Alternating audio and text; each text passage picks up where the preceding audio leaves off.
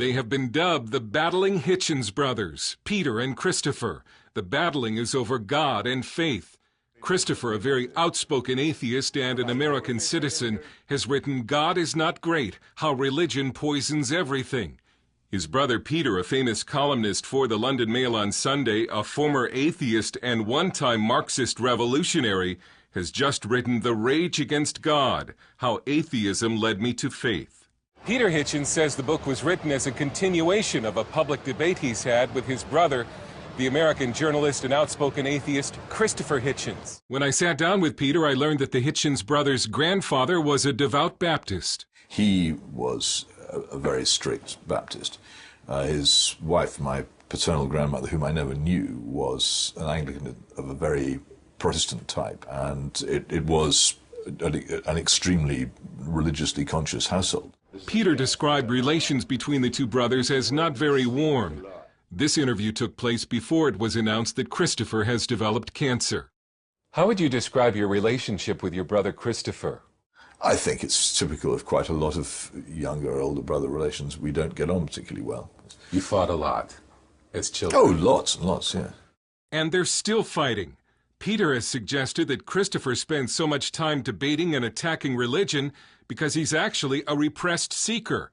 Christopher denies it. Do you ever have private conversations with Christopher about faith? I don't think I could be bothered to discuss it with him in private, to be honest. I don't think I get anything different from what I get in public. In your book, you sound somewhat hopeless. I express the hope in the book that he'll just stop assuming that religion poisons everything and that everybody who believes in God is stupid. I don't ask for any more. There's a difficulty. If you take a public position, a very public position, then you brick yourself up in a tower, and it's got arrow slits instead of windows. You can chuck missiles out of it, but you can't get out yourself. When you were an atheist, did you ever have doubts about atheism? Not for a long time, no. We were armored against, we were full of our own righteousness. We knew what was right. We knew we were right. We knew we were good. We defined our own goodness. You wrote that as an atheist you didn't have any Christian friends and you didn't want any.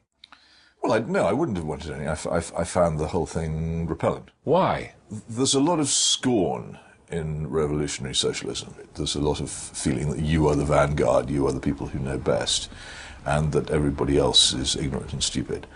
And you see that scorn very strongly in the new atheists and the way in which they treat their opponents, not with any kind of respect at all. They still act as if Christianity is a kind of stupid aberration that only an idiot could follow. Although Peter Hitchens has returned to Christ, Britain largely has not. Church attendance is low, and atheists have even conducted public campaigns against faith. It sounded in your book like you're afraid it may already be too late for a revival of Christianity in Britain. I think that's probably so. I think it probably is too late. I'm not allowed to despair, but if I were allowed to, I would. It's gone a long way. Christianity has been very badly damaged here, to the extent that huge numbers of people don't really know anything about it at all, who don't know the Bible stories, who've never opened a Bible, been inside a church, have no conception of what Christianity is or means. How do you feel about having led others to become atheists? It's my fault. It's one of those things for which there is, it seems to me, no real path back. In his book, Hitchens says his return to Christianity was a process over many years. But he does write about a moment in his journey back to faith when, as an atheist, he genuinely feared God. It was when he gazed at Roger van der Weyden's painting, The Last Judgment, which shows the terror on the faces of those condemned to hell.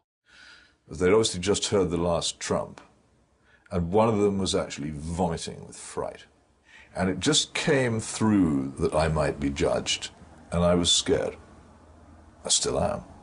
One of my reasons for the change in my view of this is that I am scared. But then again, the fear of the Lord is the beginning of wisdom. Dale Hurd, CBN News, London.